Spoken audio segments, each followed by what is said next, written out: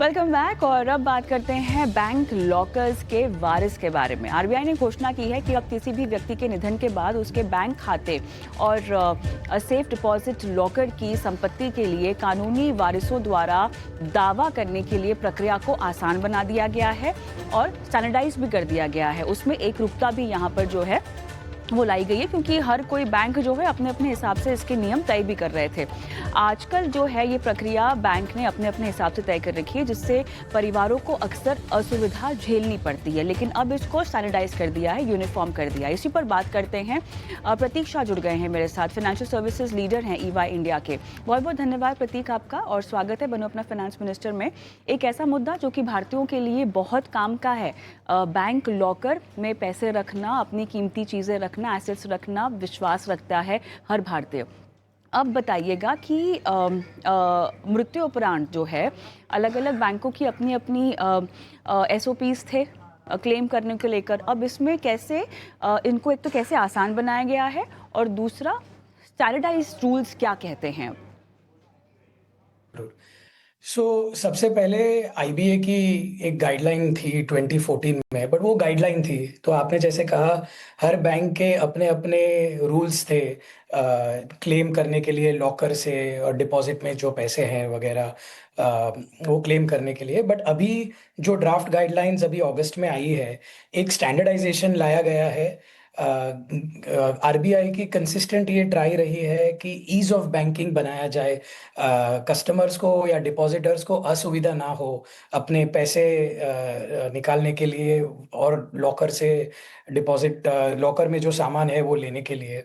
तो इसमें ये स्टैंडर्डाइजेशन लाया है कि अगर आपके पास कोई भी आपके अकाउंट में जॉइंट अकाउंट ओनर है, जैसे कि आपने आइदर सर्वाइवर चूज किया है या आपके नॉमिनी है, तो बैंक को in the case of account holder के निधन हो जाने के लिए, जो हो जाने के बाद, बैंक को सिर्फ 3-4 डॉक्यूमेंट चाहिए, और उससे वो 3-4 सिस्टमिक डॉक्यूमेंट कनेक्ट करने से वो आप अपने लॉकर का जो पैसा है, या लॉकर में जो आपने जो रखा है, अकाउंट में जो पैसा है, वो आपको दे सकते हैं। तो वो आपको डेथ सर्टिफिकेट चाहिए, आपको ये जानना है कि आप नॉमिनी है, तो नॉमिनी का आईडी प्रूफ और एड्रेस प्रूफ आपको चाहिए। एक डेक्लेरेशन भी है जो आरबीआई ने स्टैंडर्डाइज कर दिया है। हर बैंक को वही डेक्लेरेशन यूज करना है, जिसमें आप बता रहे हो कि मैं ये अमाउंट, और या तो ये लॉकर में जो सामान रखा हुआ है वो सामान ले रहा हूँ एज अ नॉमिनी, एंड उसके ऊपर अगर कोई लायबिलिटी होगी तो मैं जिम्मेदार हूंगा। बट एटलीस्ट कलेक्शन का जो प्रोसेस है वो सिंपल हो गया है, बिकॉज ऑफ ये नई आरबीआई की गाइडलाइंस के हिसाब से। अब थोड़ा सा मुझे औपचारिकताएं समझनी है, क्योंकि in terms of documents, in terms of submission of documents, बहुत सारी चीज़ें तो देखिए नॉमिनी होना बहुत ज़रूरी है। ये एक पहला पड़ाव जो आपको जीते जी पार कर देना चाहिए, या सुनिश्चित करना चाहिए कि बाद में दावेदार को लेकर कोई प्रॉब्लम नहीं हो। अब जो दावेदार होते हैं प्रतीक, वो बैंक के पास क्या क्या लेकर जाएँ, जानकारी लेकर जाएँ, क्या कोई प्रूफ वगैरह भी उनको लेकर जाना होगा? अब कुछ इसके बारे में बताइए, क्योंकि ये प्रक्रिया लंबी भी तो चल सकती है अगर अगर कुछ कॉन्टेस्ट हो जाए बीच में तो। जी। सो द नॉर्मल रूल जो आरबीआई ने दिया है कि एक बार अगर आपने ढंग से डॉक्यूमेंट दे दिए, तो 15 दिन के अंदर बैंक की रिस्पॉन्सिबिलिटी बनती है कि आपके अकाउंट में जो पैसे हैं वो आपको दिए जाए, या आपके लॉकर में जो सामान है वो आपको दिए जाए। नहीं तो जो भी एग्जिस्टिंग रेट ऑफ इंटरेस्ट है उसके ऊपर 4% ये आपको मिलेगा अकाउंट के पॉइंट ऑफ व्यू से। और लॉकर अगर आप 15 दिन के बाद अगर डिले करते हैं, तो आपको 5,000 एडिशनल पर डे देना पड़ेगा कस्टमर को। तो इससे क्या है कि प्रोसेस एक तो आरबीआई ने पूरा स्ट्रीमलाइन कर दिया है, और ओनस बैंक पे डाल दिया है कि आपको ये सेटल करना है 15 दिनों के अंदर। अ, दूसरा डॉक्यूमेंट, अगर नॉमिनी है, और 90% ऑफ द बैंक्स अभी ट्राई यही कर रहे हैं कि या तो जॉइंट अकाउंट होल्डर हो या तो नॉमिनी हो। और मैं, मेरी दरख्वास्त यही होगी सारे दर्शकों से कि आप हमेशा अपने अकाउंट पे नॉमिनी रखें। अगर नॉमिनी है तो नॉमिनी को सिर्फ इतना ही करना है, डेथ सर्टिफिकेट लेके जाना है, एक अनेक्स 1A में एक फॉर्म है, वो आपको फॉर्म ढंग से भरना है, और आपकी आईडी प्रूफ और एड्रेस प्रूफ आपको लेके जाना है। अगर बैंक ये 3 चीज देखते हैं, तो वो आपको, नॉमिनी को सारा जो अकाउंट में बैलेंस है या लॉकर में जो कंटेंट है वो आपको ढंग से दे सकते हैं।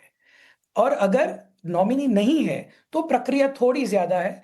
आपको विल या प्रोबेट ऑफ विल या सक्सेशन सर्टिफिकेट इत्यादि डॉक्यूमेंट आपको लेना पड़ेगा। आपको एक इंडेमनिटी देना पड़ेगा।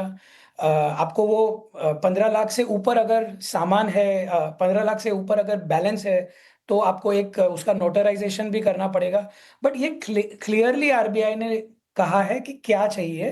बट 90% ऑफ द केसेस जहां पे नॉमिनी होगा उनके लिए ये प्रक्रिया बहुत इजी हो गई है। अच्छा, अब मुझे आपसे ये जानना है कि जो कोर्ट कचहरी के मामले होते हैं उनमें कितनी कमी आ जाएगी, और दूसरा क्योंकि आपने कहा है कि ओनर्स बैंक्स पर डाल दिया है तो बैंक्स की जिम्मेदारी कितनी बढ़ जाएगी, बिकॉज अब कहीं ना कहीं बैंक रिस्पॉन्सिबल होंगे, उनकी जवाबदेही बनेगी ये स्ट्रीमलाइन प्रोसेस को लागू करवाने में। वो कोताही बिल्कुल भी नहीं कर सकते। इसमें एक अच्छी चीज उन्होंने अनेक्शर में लिखी है कि जो भी नॉमिनी है या सर्वाइवर है जो पेमेंट रिसीव कर रहे हैं, वो एक ट्रस्टी की तरह रिसीव कर रहे हैं।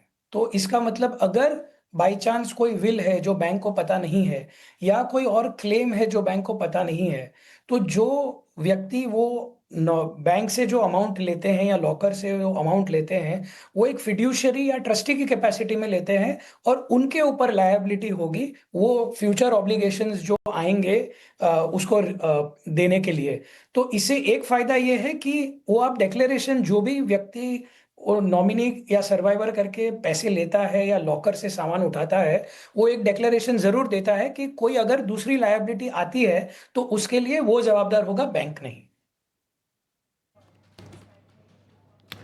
और राइट, चलिए इसी के साथ चर्चा को भी हम यहीं समाप्त करते हैं। स्ट्रीमलाइन कर दिया गया है प्रोसेस बैंक लॉकर्स को लेकर, लेकिन ये सबसे पहले जो बहुत अहम स्टेप जो आपको लेना होगा, और जो प्रतीक ने भी कई बार हाईलाइट किया है, नॉमिनी का नाम आप ज़रूर रजिस्टर करवा लें।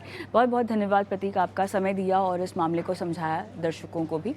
और हमें भी इजाज़त दें, इस तरह के बहुत सारे मामले हैं जो हम शो में भी चर्चा में लेकर आते हैं। अगर आप भी किसी मामले को लेकर समझाइश चाहते हैं, हमारी एक्सपर्ट एडवाइस चाहते हैं, इंश्योरेंस से जुड़ा हुआ हो, अगर आप mutual fund, investment, credit card, loan, किसी भी तरह की फाइनेंशियल प्लानिंग का एस्पेक्ट हमसे समझना चाहते हैं, तो वो भी हमें भेज सकते हैं। अपने सवाल भी हम तक पहुंचा सकते हैं। 9619873567 नंबर, जहां पर अपने सवाल आपको हम तक पहुंचाने हैं।